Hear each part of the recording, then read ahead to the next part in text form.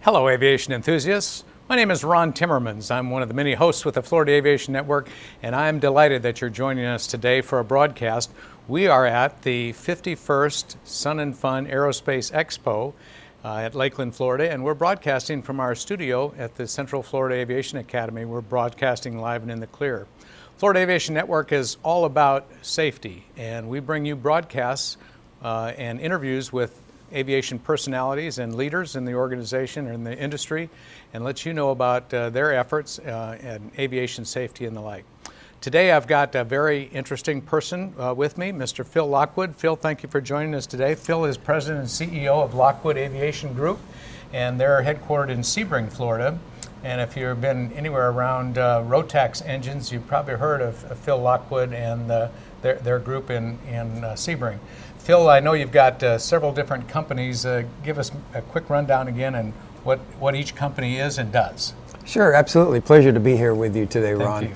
Thank you. We have Lockwood Aviation Supply, which is the Rotax service center. We have customers all over the country, but we sell Rotax engines, we sell Rotax parts, and then Lockwood Aviation Repair is a sister company which supports the Rotax engines and does all the service. So we have about 12 technical people in that division alone that are working on Rotax engines, working on the airframes, doing annual condition inspections on the airframes that they're installed in. And we do everything from engine swaps, complete engine overhauls, right down to just basic maintenance, oil changes, and component overhauls. Do you manufacture the Rotax engines, or are they manufactured elsewhere? No, they're manufactured by Rotax in Austria. So their main plant is in Austria, Linz, Austria, where their aircraft engines are built. So what airplanes do we find Rotax engines in? Not in Cessnas or Pipers or Beechcraft, as I recall. What airplanes use Rotax engines? Yeah, well, that's a good question. You're seeing them in more and more airplanes today as they produce larger and larger engines. So originally, the 80 horsepower and the 100 horsepower and then the 115, the 912 UL, 912 ULS, 914, those engines were found in light sport type airplanes. And really the light sport industry as we know it today is built around those engines because probably about 80% of those airplanes are powered by Rotax.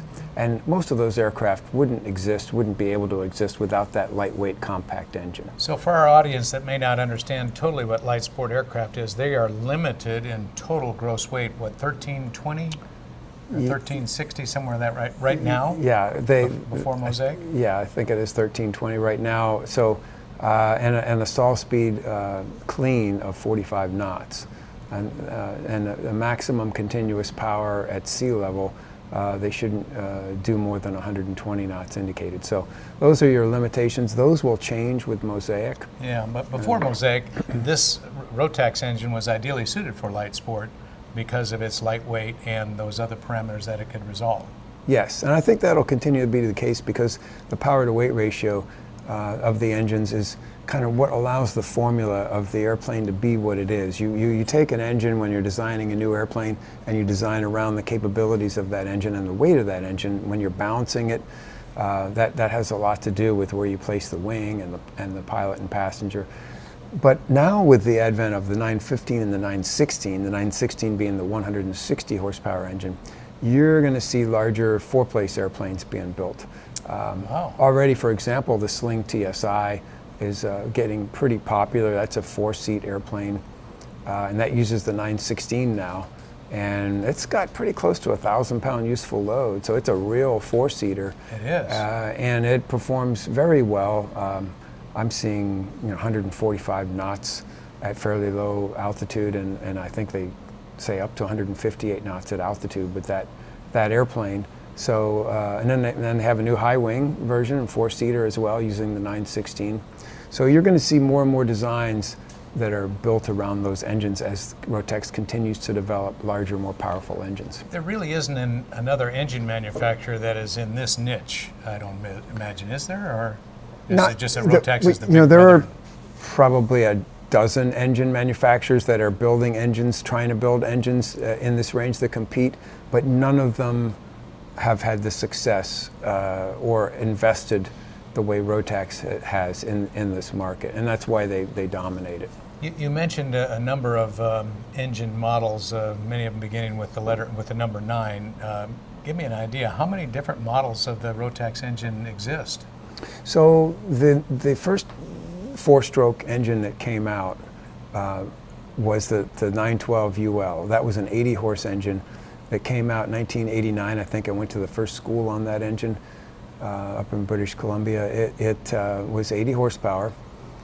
And that was a scratch-built engine. All the 9 Series engines have no other application. They're not derivatives of snowmobiles, Sea-Doos, marine engines. They're only aircraft engines. They were designed just to be aircraft engines, and they've never been used for any other application. That's good to know. So yeah. Then we got the turbocharged version of that engine, which was the 914. It was 115 horsepower. So from 80 to 115 yes, horsepower they through turbocharging. boosted that engine and got it up to 115, 100 horse continuous, so it could actually cruise in boost. And because it normally aspirated, it would have been 80. Then they came out with a 100 horsepower version of that engine, normally aspirated. That was the 912 ULS, where the 912S was the certified version. That engine, they took the 80, they increased the displacement, changed the camshaft design, a few other changes, and bumped it up to 100 horsepower normally aspirated. The next engine to come out was the 912 IS, which is electronically fuel-injected version of the 912 ULS. The previous ones were carbureted? They were all carbureted. Oh, okay, I didn't realize they that. were all carbureted back then. They had constant velocity carburetors, Bing carburetors, so they had automatic mixture control, but you couldn't run lean to peak. They were pretty efficient, and they had dual carburetors, so like a lot of the old motorcycles and outboard engines, multiple carburetors to get maximum power to weight. Yeah. But then when they came out with the IS, it really changed everything. It bumped everything up to another level. And those engines are also available in a certified version, so FAR 33 for a Part 23 airplane, or an ASTM compliant version for the experimentals and the special light sports. Then they came out with a boosted version of that larger displacement 912 ULS, 912S, 912 IS, and that was the 915, and that was 141 horsepower. Oh, wow. And now the latest version is the 916, which is the same displacement again, but putting out 160 horsepower. So double what the original Rotax engine It double is. in the horsepower. Yeah, it is. The 916 is really a significant move forward for Rotax because it's light, it's powerful, it runs lean to peak, it's a 2,000-hour TBO engine. They're so confident in that engine, they're offering it in the U.S. with a 5-year, 2,000-hour warranty, factory warranty. Nobody else stands behind an aircraft engine like that, piston engine. And it can produce 137 horsepower continuous cruise.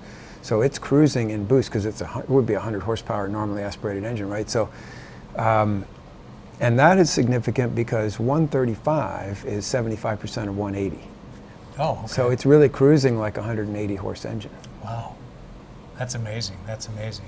So, kit builders are probably most excited about the Rotax engines, I imagine, when they're building their kit and choosing an engine.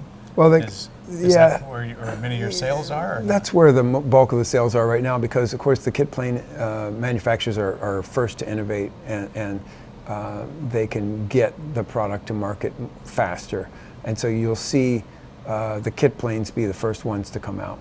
But with Mosaic, opening up the parameters for what can be a light sport and the design standards being improved and expanded through the ASTM process, you're going to see four-seat airplanes now built as light sports.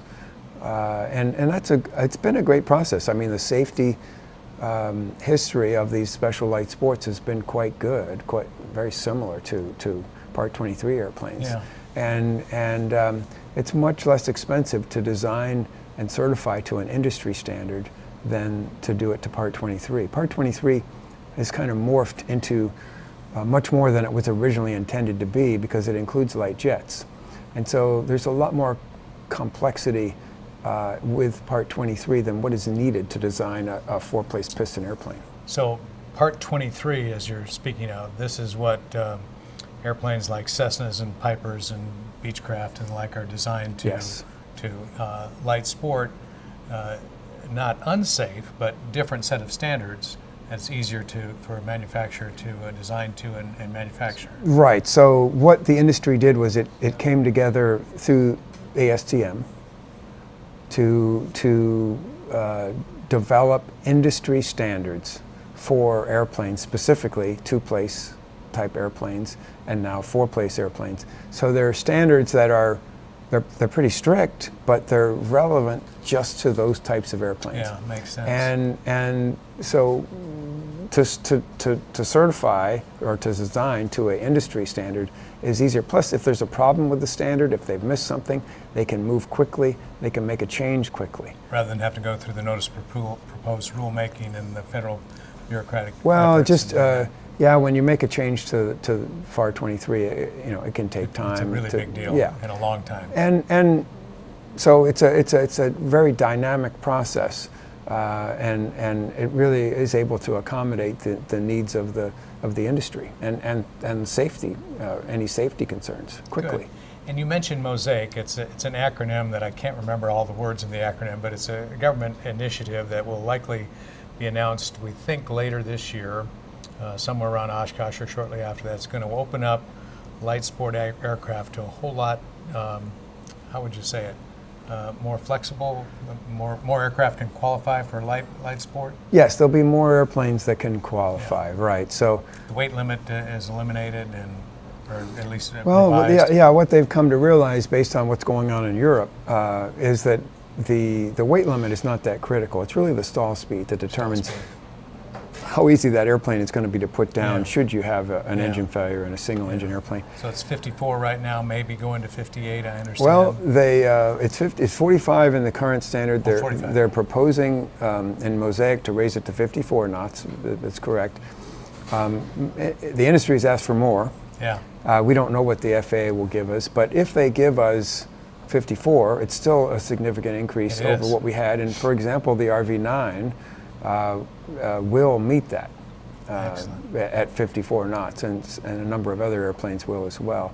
And then the speed limit is eliminated. I think they say 250 knots max or something, just so there's some theoretical limit. But Some high-end limit. That's yeah, good. but in reality, the speed is kind of self-limiting by the wing area that's required to meet the clean Makes stall. sense. How did Lockwood get involved with Rotax? Have you been a supplier for them and a maintainer for many years now? Well, it's an interesting question. So back in the 80s, I went to work for an ultralight manufacturer called Max Air. They were building an ultralight called the Drifter. And so we used a number of different engines back then, but Rotax was providing a two-stroke engine, and they kind of took over that market. They came in from behind. There were companies called like Cuyuna, and we were using Zenoas, Cuyunas, Hearth, I think, was around back then, a bunch of different companies. But in the end, when Rotax came into it, they put packages together and they made their engines specific for aircraft with custom exhausts, gearbox reduction units, and really good packages. And what that did was their engines were the best. And I saw that. I got to fly all the rest of them, but I saw how Rotax had taken over the market just because they were the best engines. And I also saw that even with the ultralight industry, that a lot of the accidents were preceded by an unintended loss of power.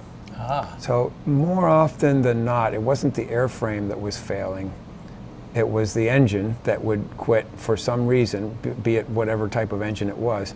And I decided I wanted to get into the safety business and try and avoid these accidents. And I felt like I could have the biggest impact by getting involved with the engines, because the engines were good, but we didn't have any maintenance real standards. And wise decision on your part. Yeah, Go with the best. We ran them till they blew up, and Yeah, then so good. then we had to figure out how to make sure we weren't doing that. Yeah. You know, when do you need to overhaul the engine? What service does it need? How should it be installed so it's going to be reliable? Very good. So Phil, I got a friend who's got a Vans RV9, and he's thinking about doing this upgrade that you have available for the RV9. Can you give us an idea what that is and what it looks like? Yeah, so the folks at Vans came to me a few years ago and said, hey, they got this new 915 at the time, and now the 916, and we'd really like for you to see if you can develop a firewall forward package for the 9. We're busy with other projects right now, so we don't have the bandwidth to do it. But if you want to do it, we'll support you. And so we decided to take that on.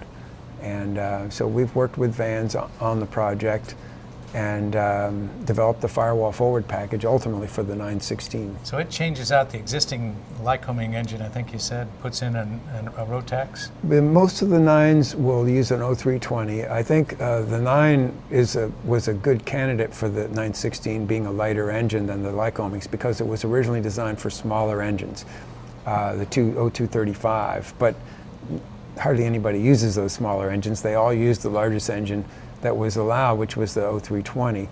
But still, the wing had been moved back, and it was kind of modified and designed around a lighter engine. So it was easier for us to adapt it to that. So your adaptation or your firewall forward includes extending the engine out further forward for balance reasons? We take a stock RV9, so you would buy a stock RV9 kit from Vans, and then from the firewall forward, we have developed a custom mount, custom cowling. Of course, the engine, and then our package includes everything from the 3-blade MT constant speed hydraulic prop, the governor, the spinner, all the coolers, all the ducting, all the hoses, fuel pumps.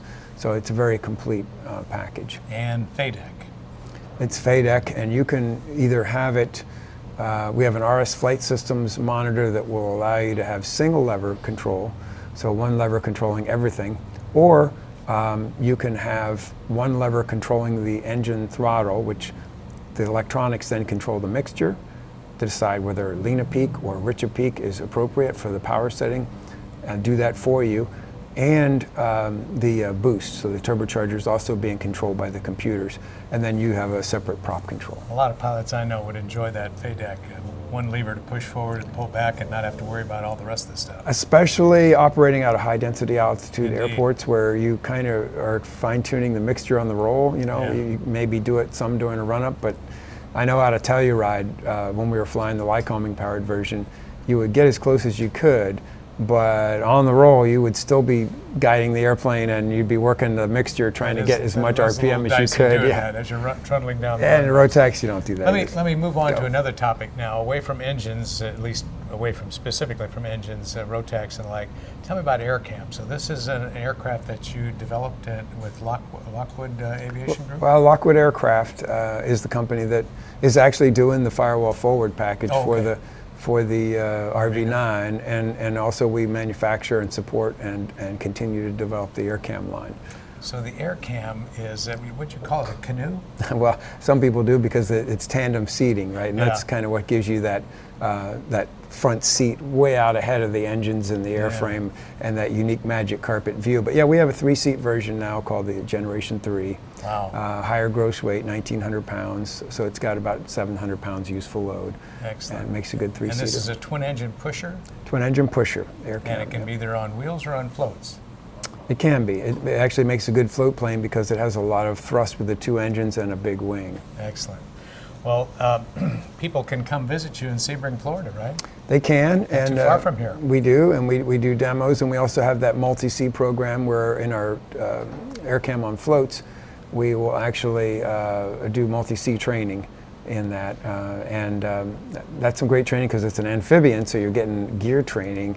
At the same time, most people get float training on straight floats, and they don't get gear training. Yeah, so that's an option at Sebring. We do that at Sebring, Okay, yeah. well, that's good. Well, this is good. There's a lot of interesting things happening, particularly with Mosaic soon to be released, we think. We'll probably see an even bigger surge in Rotax engines as more aircraft qualify under Mosaic. I'm sure there's a renewed interest, or maybe even a bigger interest now in multi-engine seaplane training or amphib training that you allow at or that you offer at Sebring through Lockwood Aviation. This is great. There's so many neat things about your company, and that you guys have been very successful for many years.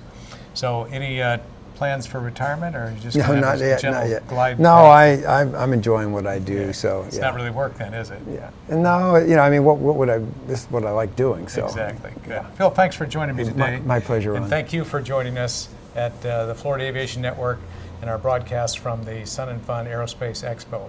Stay tuned. There are more interviews to come with other interesting people. It's been a joy to have you today. Stay tuned for more to come.